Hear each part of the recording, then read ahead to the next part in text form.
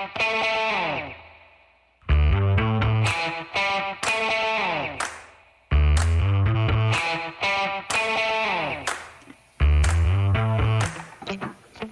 folks. Welcome to another episode of Film Study. This is Ken McKusick. We're continuing on with our second episode of these Recollections series, where we take one player from the past, not the top tier of Ravens stars, but a player of medium magnitude, we'll say. The first one was on Laquan Williams. The second one today is on Dawan Landry. And joining me to talk about him is Slava Cooperstein. Slava, how you doing? I'm doing great, Ken. How are you? No complaints. No complaints. We're into the off season. We're going to have some fun with this historical season. So you chose Dawan Landry. Why was he your guy? Yeah. So Dawan Landry, draft pick in 2006 out of Georgia Tech, I believe, drafted in the fifth round to be a strong safety. In my mind, the best safety partner that Ed Reed ever had, I think by a country mile.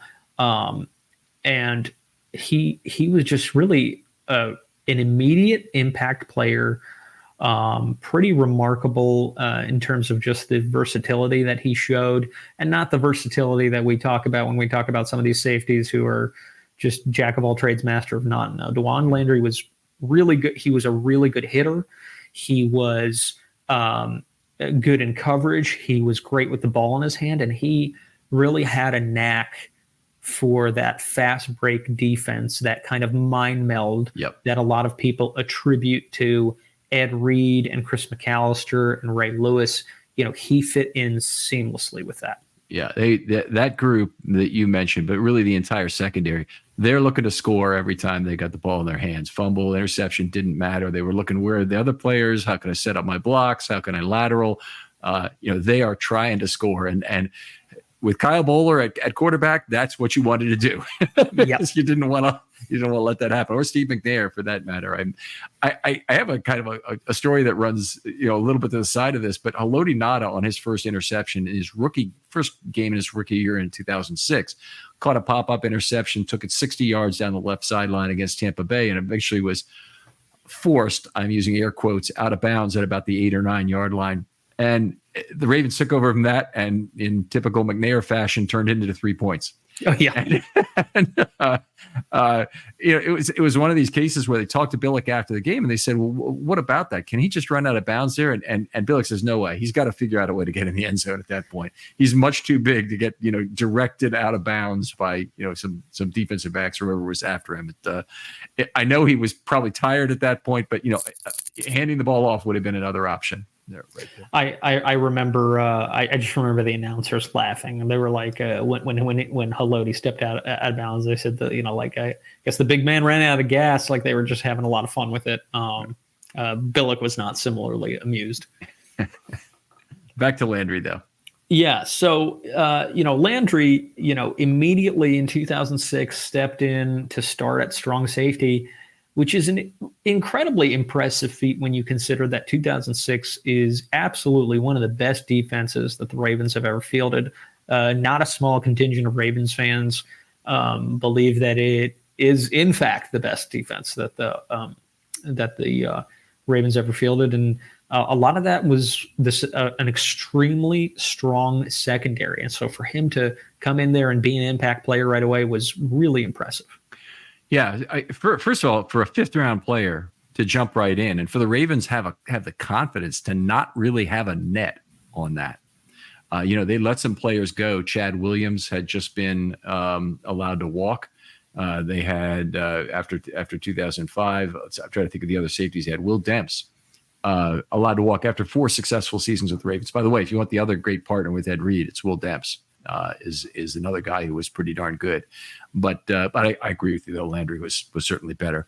But Will Demps started as a UDFA in his first year. So the Ravens under Ozzie in particular always had the ability to find a cheap safety and really find a guy who was going to adapt very well to their defense. Landry did just that in 2006. Now, I want you to kind of go through your highlights, and then I'll talk a little bit about how he fit into this defense in some very special ways. Yeah, so when I think of Dawan Landry, the highest impact game I think that he ever had was in the 2009 playoffs. Technically, it was in 2010, but it was 2009 playoffs. And wild card win at New England. So up until that point, so 2009 was really the year that the New England and Baltimore rivalry really started going. I mean, there was probably some bad feelings after the 2007 game where a pretty bad Ravens team or pretty injured Ravens team took the Pats, who went undefeated in the regular season, took them to the brink.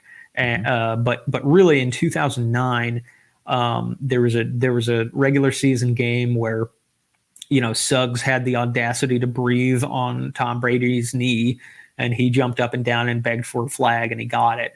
And that sort of really started some acrimony between the two teams in a game that New England won. So up until that point, I believe that the Ravens and Pats, in their history, Ravens were 0-4 against the Pats. And so, 2009 coming into Foxborough, a very hostile environment, really tough to, prognosticate a Ravens win. The Ravens punched the Pats in the mouth. They completely, it started off with, I think, an 83-yard touchdown run by Ray Rice from behind shoot. I'm trying to think of the offensive lineman. Yanda and Grubbs both had great level 2 blocks on that play. Yeah, it was Yanda. I can't believe I forgot Yanda. But yeah, and it was off to the races. I mean, they just beat them down, and it was a game where Flacco, I think, went 4 for 10 passing, and one of the reasons for that was that Flacco had been hit and had a deep thigh bruise and really couldn't plant. And so the goal was run it down their mouths and play great defense, and that's what they did. So, to the tune of several interceptions on behalf of Tom Brady, and 2 of those, Landry was involved in. I think the first one, Ed Reed picked off Brady, and Ed. The first thing that happens, Ed Reed returns the ball 25 yards, and as he's being tackled, as Ed is wont to do, he looks for someone to pitch it to, and he pitches it to Landry, who takes it another 25 yards. It's just a remarkable play. Landry decided that he wanted a pick of his own. So, later on in the game, there's a pass that gets tipped. I don't recall off the top of my head whether it was by a Ravens player or just the receiver not quite, getting up for the ball. But Landry picks it off and returns it 40 some yards, bringing his total to like 67 yards, 67 interception yards on the day, en route to a really tremendous commanding win. Yeah. As they ran the ball that day 52 times. But if you're talking about like what was the fast break defense like, that what Ed Reed and Dawan Landry would do together, and McAllister as well, they were all right there in terms of understanding each other on that. There's even in that 2006 playoff loss to Indianapolis, which still sticks with this fan base. And it tells you how long it's going to take us to forget 2023. The truth is we'll never forget it. 2006, 2019, 2023 are going to be 3 years that are lost for no good reason, always in our memories.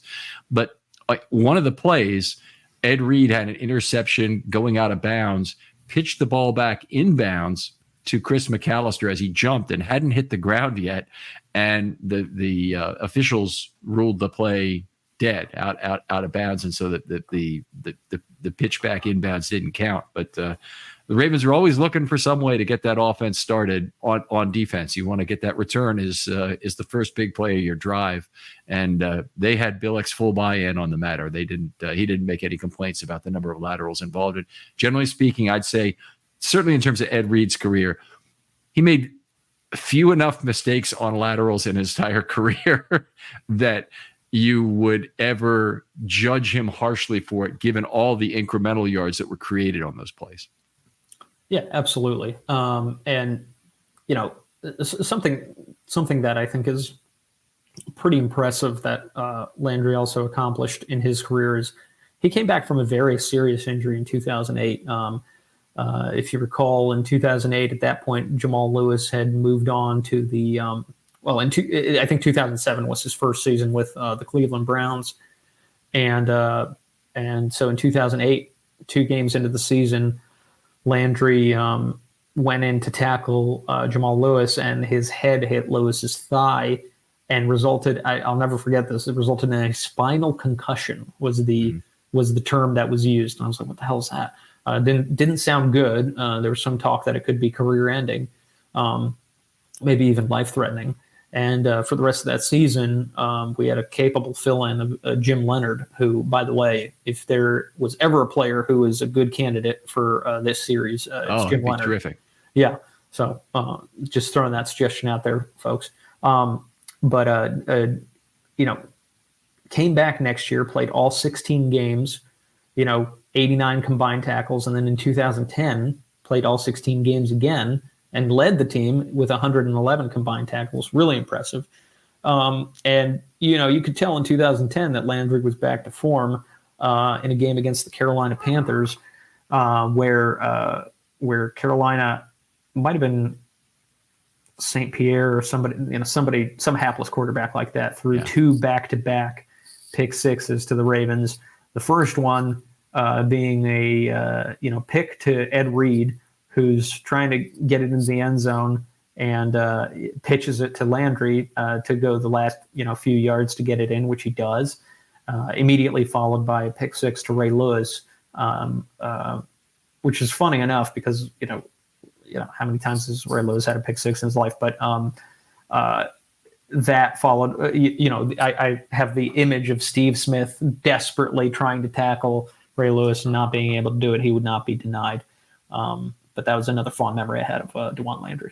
Consecutive defensive snaps. That was really a remarkable pairing, and it was a special moment. That was a great game.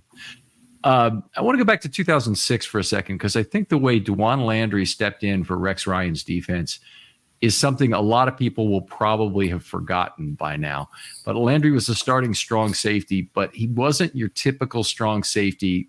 As you mentioned earlier, that's all he could do is play close to the line of scrimmage, be a box safety, quote unquote. And he did take up a lot of the tackling responsibilities in that secondary with Ed Reed back there. He was doing a lot of the run fitting, but he also could step in and cover for a corner, which was something that Rex Ryan just loved about him, because it meant he could blitz his outside corners more than anybody did. And when you see a outside corner blitz, it is a very rare event. It might happen once, maybe twice a season for a corner today. In that year, I'm going to get this right here.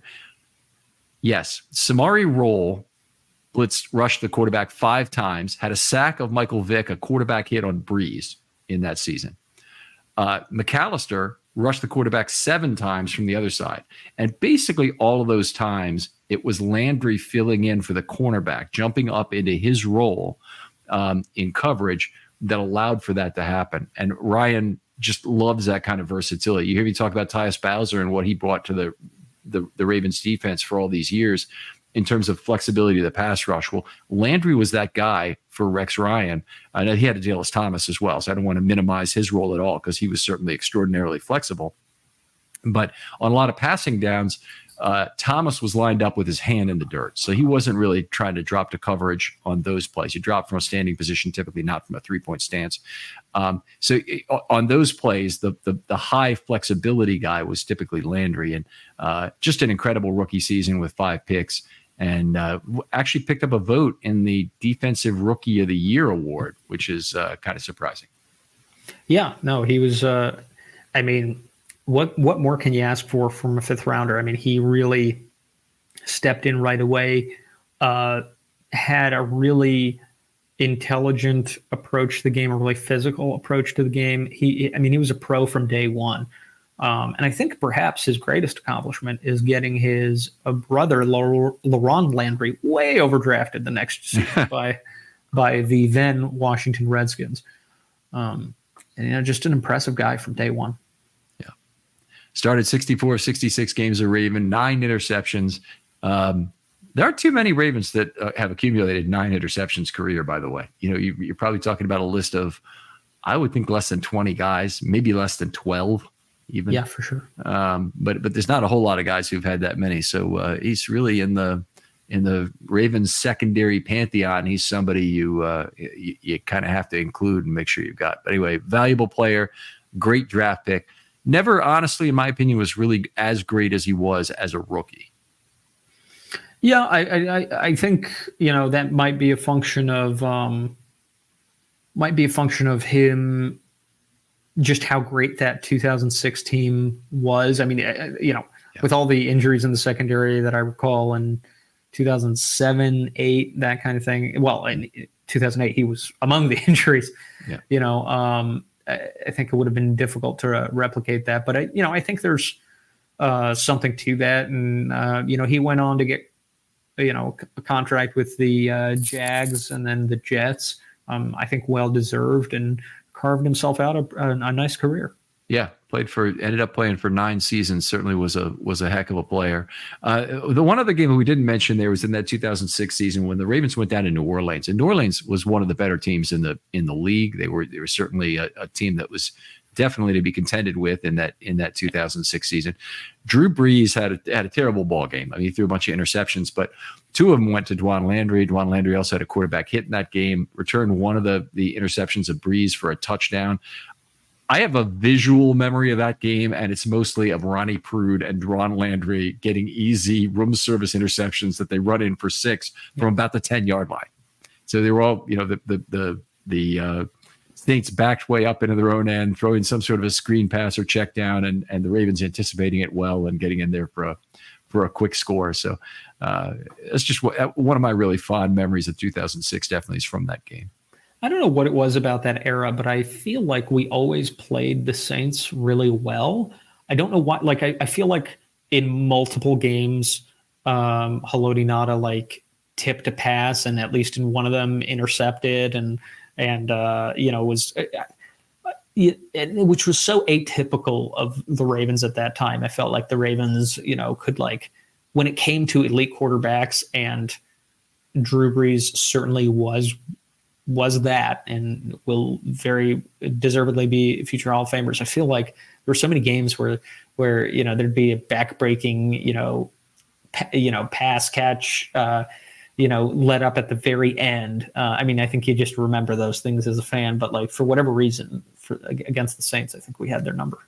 Yeah, they beat Brees in 2003 when he was at San Diego, when Bowler had his first touchdown pass and Suggs returned a ball for an interception for a touchdown. Then they beat him in 6, 10, and 14, all 3 of those years. So impressive record against Drew Brees, to be certain. I don't know that Drew Brees ever beat the Ravens, but there may be a game I'm forgetting.